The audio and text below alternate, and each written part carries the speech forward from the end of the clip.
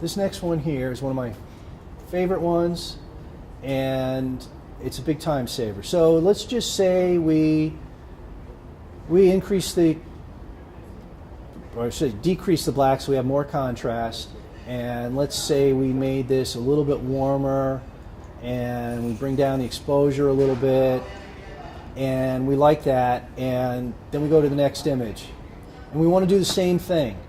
Well, we can do what I showed you before, the Command-Shift-S, or it could be an auto sync, but if you want to do it on an individual basis, this button down here at the bottom of the panels on the right, the previous button, if you click on that, it applies everything you did from the previous image to the current image.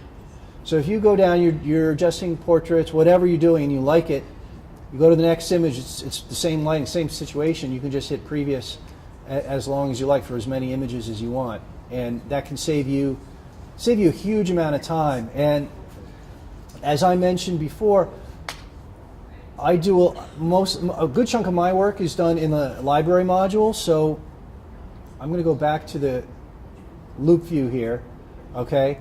There's no previous button here, but if actually I should go back to my IPTC, and I'll go to Quick Develop.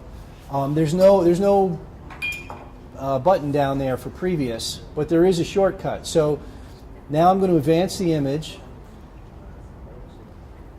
and if you do Option Command V as in Victor, or that would be Alt Control V on Windows, that's going to apply that previous command.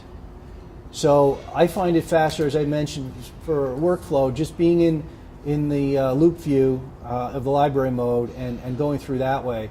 And having that previous button be available is very handy. So it's Option Command V or Alt Control V.